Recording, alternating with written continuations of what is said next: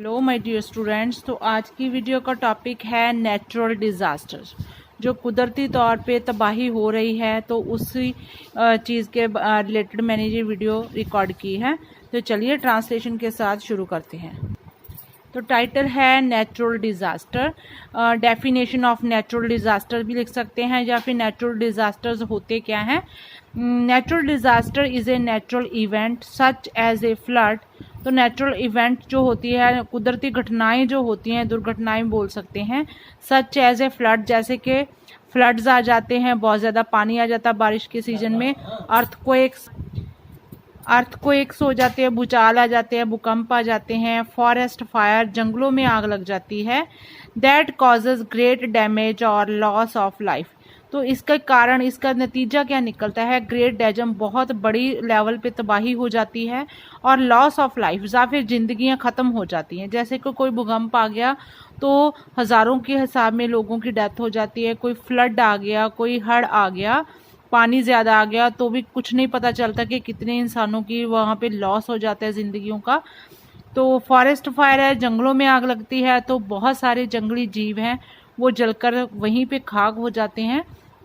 इसलिए ये बहुत बुरी चीज़ है। A number of people suffering from natural disaster and loss of damage property.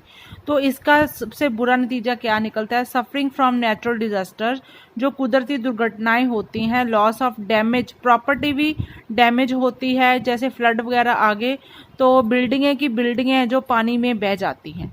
And the damage depends on the affected population. तो उसका जो डैमेज का मतलब जो तबाही होती है, किस चीज़ पे डिपेंड करती है, निर्भर करती है? On the affected population.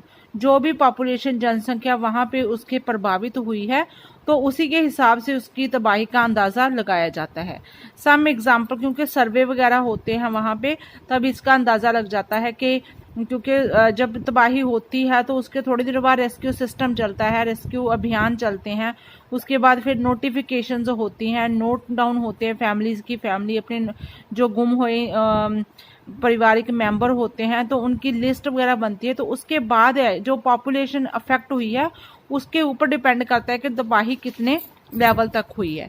Some examples of natural hazard. तो आप बात कर लेते हैं कुदरती दुर्घटनाएं, जो कुदरती तबाहियां होती हैं, इंक्लूड, इनमें फ्लडिंग होता है, पानी आ जाना। कोल्ड वेव, ठंडी हवाएं, जब शीत लहर चलती है तब भी बहुत ज़्यादा नुकसान हो जाता है, फसलें बर्बाद हो जाती हैं। ड्रॉट होता है सूखा पड़ जाना, जब कभी बारिश हो ही ना तो क्या होता है, जो बारिश की वजह से हमारी फसलें होती हैं तो वहाँ फसलें वगैरह सूख जाती हैं। पानी वगैरह जो धरती का पानी भी नीचे जा रहा है, और जब बारिश भी नहीं पड़ती तो उसको हम ड्रॉट बोलते हैं। अर्थक्वेक, भूकंप आ जाते हैं। हेल स्टॉर्म, जैसे बर्फ़ का तूफान आ जाता है, जहाँ पे बर्फ़ पड़ती है वहाँ पे भी बहुत ज़्यादा तबाही हो जाती है। हीट वेव्स, या फिर गर्मी, जैसे ग्लोबल वार्मिंग बढ़ रही है तो हीट वेव्स, गर्म लू चलती है, इससे भी तबाही होती है। साइक्लोन आते हैं समुद्रों में। आइस स्टॉर्म होते हैं, बर्फ़ के तूफान हो गए। लैंडस्लाइड होगी, जैसे कि पहाड़ों में बारिश के साथ क्या होता है कि पहाड़ों के पहाड़ खिसकने लग जाते हैं, रोड्स पे आ जाती हैं, रोड्स बह जाती हैं, सड़कें बह जाती हैं। लाइटनिंग, जैसे बिजली वगैरह चमकती है, तो जब कहीं पे बिजली गिरती है तो वहाँ पे वो पेड़ों पर गिरती है, उसके साथ खड़े हुए इंसानों पर भी गिर जाती है। स्ट्रॉन्ग विंड्स, बहुत तेज़ तूफान आते हैं, खूब, जो पेड़ होते हैं 100-100 साल पुराने पेड़ होते हैं, उनको जड़ों से उखाड़ देते हैं। ऐसे ऐसे तेज़ हवाएं चलती हैं, स्ट्रॉन्ग विंड्स बोलते हैं। टी सुनामी, जैसे कि समुद्रों में उफान आ जाता है। वॉल्केनिक एक्टिविटीज़, ज्वालामुखी फटते हैं। वाइल्ड फायर, जंगलों की आग हो गई। मेल्टिंग ऑफ ग्लेशियर, जैसे कि मैंने पहले भी अपनी वीडियो में टॉपिक में लिखा है कि मेल्टिंग ऑफ ग्लेशियर्स क्या होता है। बर्फ़ के जो पहाड़ होते हैं जिनको पिघल के हमारी नदियाँ वो वहाँ से निकलती हैं, वो साल भर पूरा पानी है वो मैदानों को मिलता रहता है। लेकिन अब क्या हो रहा है कि पूरे पहाड़ के पहाड़ ही ग्लोबल वार्मिंग की वजह से पूरे ग्लेशियर्स ही वो टूट के गिर रहे हैं, तो इसका बहुत बड़ा नुकसान है, वो आने वाली पीढ़ियां हमारी वो झेलेंगी। The rapid growth of the world's population and disturbing environments make the disaster possible. तो अब बात कर लेते हैं कि ये नेचुरल डिज़ास्टर होते क्यों हैं। The rapid growth of the world's population, तो जो वर्ल्ड की जनसंख्या है बहुत तेज़ी से बढ़ रही है, धरती पर जो भार है वो बहुत ज़्यादा बढ़ रहा है। इसकी वजह से तो एंड डिस्टर्बिंग इन्वायरमेंट, जो इंसान है, जो ह्यूमन है, वो इन्वायरमेंट को डिस्टर्ब कर रहा है, जंगलों की कटाई वगैरह हो रही है, बहुत ज़्यादा इंडस्ट्रियलाइजेशन हो रहा है। तो इसकी वजह से क्या होता है कि इन्वायरमेंट हमारा डिस्टर्ब हो रहा है, मेक द डिज़ास्टर पॉसिबल। इसी की वजह से जो डिज़ास्टर है, तबाहियाँ हैं, वो पॉसिबल है, वो संभव हो पा रही हैं। इससे पहले इतने बड़े लेवल पे तबाहियाँ नहीं होती थी। During 2015 earthquake occur in Nepal, तो नेपाल में 2015 में भूकंप आया। Leave lasting damage which can take years to repair, तो उससे निकलने के लिए, उस डिज़ास्टर, उस तबाही से रिकवर होने के लिए बहुत सारे साल लग जाते हैं। देश का विकास है वो पीछे चला जाता है। टू रिपेयर होने के लिए बहुत टाइम लग जाता है, इकोनॉमी का लॉस हो जाता है। एंड कम इन फॉर्म, तो उसी फॉर्म में आने के लिए देश को, जिस देश में कोई ये नेचुरल डिज़ास्टर आता है, तो उस देश को उस फॉर्म में, जिस फॉर्म में वो पहले था डिज़ास्टर आने से पहले, उस फॉर्म में आने के लिए बहुत सारे साल लग जाते हैं। The disaster also affect the mental health of affected communities, तो जो भी लोग इससे प्रभावित होते हैं उनकी मेंटल हेल्थ, जो मानसिक तौर पे बहुत ज़्यादा परेशान हो जाते हैं, क्योंकि आंखों के सामने सब कुछ तबाह हो जाता है। तो मेंटल हेल्थ है वो अफेक्ट होती है, कम्युनिटीज़ जो भी इससे प्रभावित हुई होती हैं। The earth over it's 4.54 billion year history, तो अगर धरती की, हमारी धरती जब से होंद में आई है, तो कब से आई है, जो एक सर्वे के अकॉर्डिंग 4.54 बिलियन लाख साल पहले जो धरती हमारी होंद में आई है, हिस्ट्री में लिखा हुआ है सीन मैनी नेचुरल डिज़ास्टर, तो इसने बहुत सारे नेचुरल डिज़ास्टर, कुदरती दुर्घटनाएं देखी हैं। कुछ ना कुछ कहीं ना कहीं धरती पे होता ही रहता है। सम नेचुरल डिज़ास्टर वर मैन मेड, तो कुछ डिज़ास्टर हैं वो मैन मेड हैं, जिसको हम बोल सकते हैं कि वो इंसान ने खुद ही पैदा किए हैं। लाइक डिफॉरेस्टेशन, सबसे पहली एग्जांपल होगी डिफॉरेस्टेशन, जंगलों की कटाई, अंधाधुंध कटाई हो रही है, फर्नीचर वगैरह बनने हैं, या फिर अपने रोड्स वगैरह बननी है, इंडस्ट्रियलाइजेशन बननी है, तो वहाँ पे सबसे पहला स्टेप क्या होता है कि वहाँ के जंगल हैं, पेड़ पौधे हैं, उनको सबसे पहले काट दिया जाता है। तो इससे क्या है, कुदरत हमारी डिस्टर्ब हो रही है। माइनिंग है, जैसे नदियों में से पत्थर वगैरह निकाले जाते हैं, बहुत बड़े लेवल पे निकाले जाते हैं, रेत बजरी निकाला जाता है, तो उससे क्या होता है, बड़े बड़े खड्डे नदियों में पड़ जाते हैं, जिसके कारण है जो फ्लड्स वगैरह की स्थिति है वो बन जाती है। एंड एग्रीकल्चर एक्टिविटीज़ का होता है, जैसे चावल वगैरह, हमारे पंजाब की एग्जांपल ले लें तो वहाँ पे चावल उगाए जाते हैं, तो उन चावल को पैदा करने के लिए बहुत सारा पानी चाहिए होता है, जो पानी हम धरती से निकाल के फसलों को देते हैं। इसका असर क्या हो रहा है कि धरती के पानी का लेवल है वो बहुत डाउन जा रहा है, कि आने वाली पीढ़ियाँ हैं पानी को तरसेंगी। पीपल वर लेफ्ट होमलेस, तो इसका और the very bad effect of these disaster, तो बात कर लेते कि इसका इफेक्ट क्या होता है, दीज डिजास्टर, इन तबाहियों का असर क्या होता है। पीपल वर लेफ्ट होमलेस, बहुत बड़े लेवल पे जो लोग हैं वो घर के बिना हो जाते हैं, बेघर हो जाते हैं, क्योंकि उनके घर वगैरह, जैसे कोई आग लग गई या फिर कोई तूफान आ गया या कोई फ्लड्स आ गए, तो घर बह जाते हैं, ढह जाते हैं, अर्थक्वेक है, सारी प्रॉपर्टी डैमेज हो जाती है। होमलेस मतलब वो बेघर हो जाते हैं।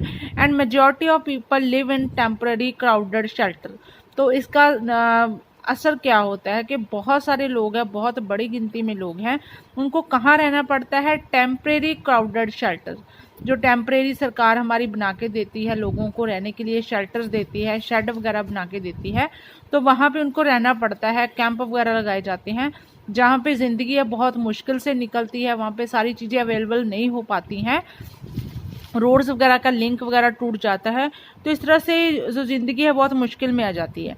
And food specially during first few days, पहले कुछ दिन जब सब कुछ टूट चुका होता है, संपर्क टूट चुका होता है, तो ड्यूरिंग फर्स्ट फ्यू डेज तो लोगों को भोजन भी नहीं मिल पाता है। There are many infectious diseases हो जाती हैं, इंक्लूडिंग डायरिया हो जाता है, हैज़ा वगैरह फैल जाता है। बहुत सारी एग्जांपल ऐसी है, जब भी कोई कुदरती आफत आई है तो डायरिया, हैज़ा फैल जाता है, बैक्टीरियल इन्फेक्शंस फैल जाती हैं। एक्यूट रेस्पिरेटरी सिस्टम, जो पाचन शक्ति होती है वो बिल्कुल वीक हो जाती है, क्योंकि गंदा पानी वगैरह अवेलेबल होता है, गंदा फूड होता है, डिसीजेज है, जो बीमारियां हैं known to spread in such crowded environment. इस तरह से भीड़ भड़के वाला जो इन्वायरमेंट हो जाता है, एक तो पहले ही वहाँ पे इन्फेक्शन फैली होती है, तो जब वहाँ पे बहुत ज़्यादा लोग इकट्ठे हो जाते हैं, तो इस तरह से इस तरह की जो सिचुएशंस पैदा हो जाती है, सरकार को भी कंट्रोल करना मुश्किल हो जाता है। Natural disaster also cause a huge economic burden.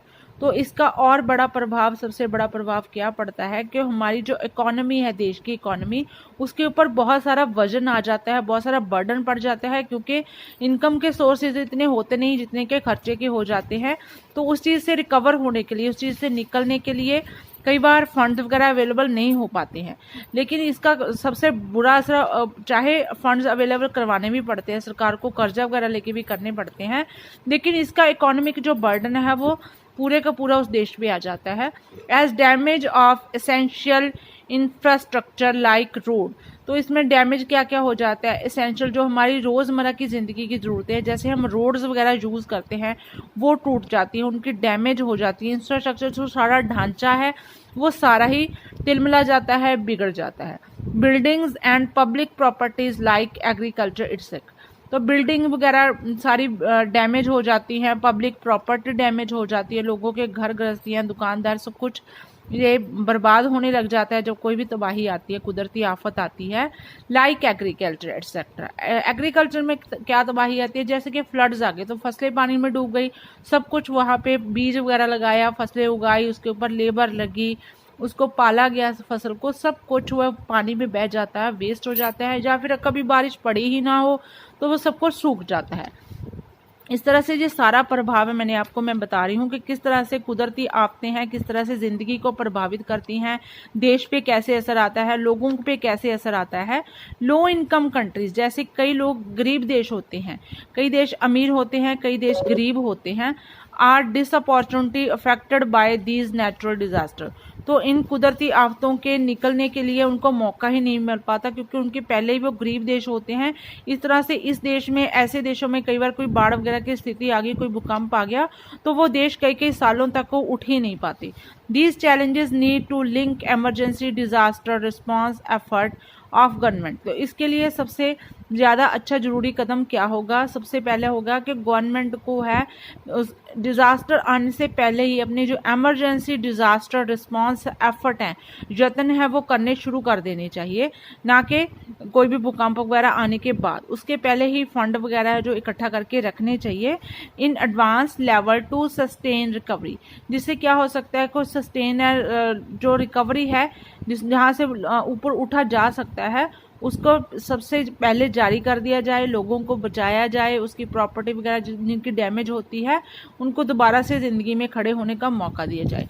तो स्टूडेंट्स, आप इस टॉपिक को ज़रूर अपने एग्ज़ाम्स के लिए रेडी कीजिए। मिलते हैं एक नई वीडियो के साथ, नए टॉपिक के साथ। Till then take care, please share and subscribe my channel education point.